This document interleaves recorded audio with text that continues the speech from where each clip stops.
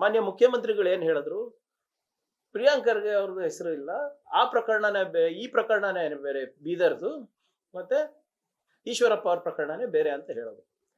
ಅದಕ್ಕೆ ಇವರು ಎಲ್ಲ ಮೈ ಮೇಲೆ ಬಿದ್ದಿ ಮತ್ತು ಒಂದು ಪ್ರೆಸ್ ಕಾನ್ಫರೆನ್ಸ್ ಏನಂತ ಹೇಳಿದ್ರು, ಪ್ರಿಯಾಂಕ್ ಖರ್ಗೆ ಅವರ ಹೆಸರು 3 ಬಾರಿ ಇದೆ, 4 ಬಾರಿ ಇದೆ. ನಾನೆಲ್ಲಿ ಹೇಳಿದ್ದೀನಿ ಇಲ್ಲ ಅಂತ? ಏನಂತ ಇದೆ? ಇಲ್ಲಿ ಬಂದಿದ್ರು ಹೋಗಿದ್ರು ಅಂತ ನೀವೆಲ್ಲರೂ ಮಾಧ್ಯಮದವರು ಕೇಳಿದ್ದೀರಾ, ನನಗೆ ಅದಕ್ಕೆ ಉತ್ತರನೂ ಕೊಟ್ಟಿದ್ದೀನಿ. ನಮಗೆ ಅದಕ್ಕೇನು ಡಿಫ್ರೆನ್ಸು ಅಂದ್ರೆ, ದಯವಿಟ್ಟು ನಮ್ಮ ಮೃತಪಟ್ಟಂತ ಸಂತೋಷ್ ಪಾಟೀಲ್ ಅವ್ರ ಕುಟುಂಬಕ್ಕೆ ನಾನು ಸಾರಿ ಕೇಳ್ಕೊತಾ ಇದ್ದೀನಿ. ಪದೇ ಪದೇ ನಾವು ಅವ್ರ ಹೆಸರು ತಗೊಳ್ಳೋದ್ರಿಂದ ಅವ್ರ ಕುಟುಂಬಕ್ಕೂ ನೋವಾಗುತ್ತೆ, ಕ್ಷಮೆ ಇರಲಿ, ಆದ್ರೆ ಅನಿವಾರ್ಯ. ಏನಂತ ಬರ್ದಿದ್ರು ಸಂತೋಷ್ ಅವರು? ನನ್ನ ಸಾವಿಗೆ ಸಂತೋಷ್ ಪಾಟೀಲ್ ಅವರು ಬೆಳಗಾಂ ಈಶ್ವರಪ್ಪ ಅವ್ರ ಪ್ರಕರಣದಲ್ಲಿ ಸಂತೋಷ್ ಪಾಟೀಲ್ ಅವರು ಏನ್ ಬರ್ದಿದ್ದು ಅಂತ ಬಹಳ ಸ್ಪಷ್ಟವಾಗಿ ಓದ್ತೀರಿ. ಕನ್ನಡದಲ್ಲಿದೆ, ಕಿವಿಗೊಟ್ಟು ಕೇಳಿ ನಾರಾಯಣ ಸ್ವಾಮಿ ಅವರೇ, ಕಿವಿಗಟ್ಕೊಳ್ಳಿ ಬಿಜೆಪಿ ಅವರೇ. ಏನಂತ ಹೇಳ್ತಾರೆ? ನನ್ನ ಸಾವಿಗೆ ನೇರ ಕಾರಣ ಗ್ರಾಮೀಣ ಅಭಿವೃದ್ಧಿ ಮತ್ತು ಪಂಚಾಯತ್ ರಾಜ್ ಇಲಾಖೆ ಸಚಿವರಾದ KS ಈಶ್ವರಪ್ಪನವರು. ಇವರಿಗೆ ತಕ್ಕ ಶಿಕ್ಷೆ ಆಗಬೇಕು. ನನ್ನೆಲ್ಲ ಆಸೆಗಳನ್ನು ಬದಿಗೊತ್ತಿ ಈ ನಿರ್ಧಾರ ಮಾಡಿರುತ್ತೇನೆ. ನನ್ನ ಹೆಂಡತಿ ಮಗುವಿಗೆ ಸರ್ಕಾರ ಅಂದರೆ ಮಾನ್ಯ ಪ್ರಧಾನಮಂತ್ರಿಗಳು ಹಾಗೂ ಮಾನ್ಯ ಮುಖ್ಯಮಂತ್ರಿಗಳು ಹಾಗೂ ನನ್ನ ಹಿರಿಯ ಲಿಂಗಾಯತ್ ನಾಯಕರಾದ BS ಯಡಿಯೂರಪ್ಪನವರು ಹಾಗೆಯೇ ಅವರಿವರಲ್ಲ ಅನ್ನದೆ ಎಲ್ಲರೂ ಸಹಾಯ ಹಸ್ತ ನೀಡಬೇಕೆಂದು ಕೈ ಮುಗಿದು ಕೇಳಿಕೊಳ್ಳುತ್ತೇನೆ. ಮಾಧ್ಯಮ ಮಿತ್ರರಿಗೆ ಕೋಟಿ ಕೋಟಿ ಧನ್ಯವಾದಗಳು. ನನ್ನ ಜೊತೆ ಬಂದ ನನ್ನ ಗೆಳೆಯರಾದ ಸಂತೋಷ್ ಮತ್ತು ಪ್ರಸಾದ್ಗೆ ನಾವು ಪ್ರವಾಸ ಹೋಗೋಣ ಎಂದು ನನ್ನ ಜೊತೆಗೆ ಕರೆದುಕೊಂಡು ಬಂದಿರುತ್ತೇನೆ ಅಷ್ಟೇ. ಅವರಿಗೆ ನನ್ನ ಸಾವಿನ ಬಗ್ಗೆ ಯಾವುದೇ ಸಂಬಂಧ ಇರುವುದಿಲ್ಲ. ಮತ್ತೊಮ್ಮೆ ಸ್ಪಷ್ಟವಾಗಿ ಹೇಳಲಿಕ್ಕೆ ಬಯಸ್ತಾ ಇದ್ದೀನಿ, ಓದ್ತೀನಿ, ಕಿವಿಗೊಟ್ಟು ಕೇಳಿ ಬಿಜೆಪಿ ಅವರೇ. ನನ್ನ ಸಾವಿಗೆ ನೇರ ಕಾರಣ ಗ್ರಾಮೀಣ ಅಭಿವೃದ್ಧಿ ಮತ್ತು ಪಂಚಾಯತ್ ರಾಜ್ ಇಲಾಖೆಯಾದ ಸಚಿವರಾದ KS ಈಶ್ವರಪ್ಪನವರು. ಇವರಿಗೆ ತಕ್ಕ ಶಿಕ್ಷೆ ಆಗಬೇಕು.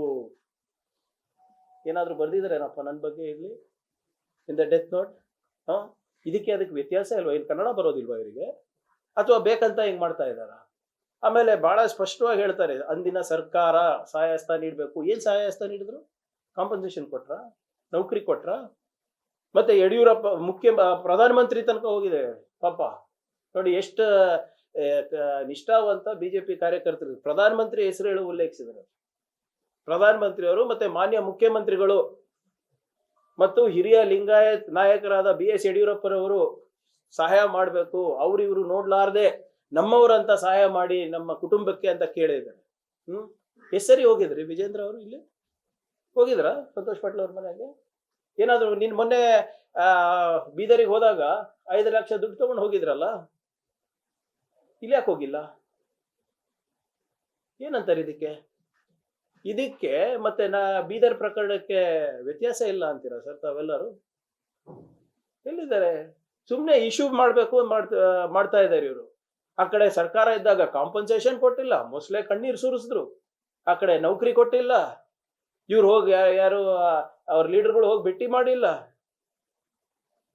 ಬಹಳ ಸ್ಪಷ್ಟವಾಗಿ ಹೇಳಿದ್ದಾರೆ, ಸಮಾಜದ ಹೆಸರು ತಗೊಂಡಿದ್ದಾರೆ, ಸಮಾಜದ ಲೀಡರ್ ಹೆಸರು ತಗೊಂಡಿದ್ದಾರೆ. ಆಮೇಲೆ ನೇರ ಕಾರಣ ಅಂದಿನ ಸಚಿವರು ಅಂತ ಹೇಳಿದ್ದಾರೆ. ಅಷ್ಟು ಸಾಮಾನ್ಯ ಪ್ರಜ್ಞೆ ಇಲ್ವೇನ್ರಿ ಬಿಜೆಪಿ ಅವರಿಗೆ? ಬೇಕಂತ ನೀವು ಯಾರೋ ಒಬ್ರು ಬರ್ದಿರೋದನ್ನ ತಿರ್ಚಿ ಮುರ್ಚಿ ಹಾಕ್ತಿರಲ್ಲ, ನಾಚಿಕೆ ಬರಲ್ವಾ ನಿಮ್ಗೆ? ಈಗ ನಿನ್ನೆ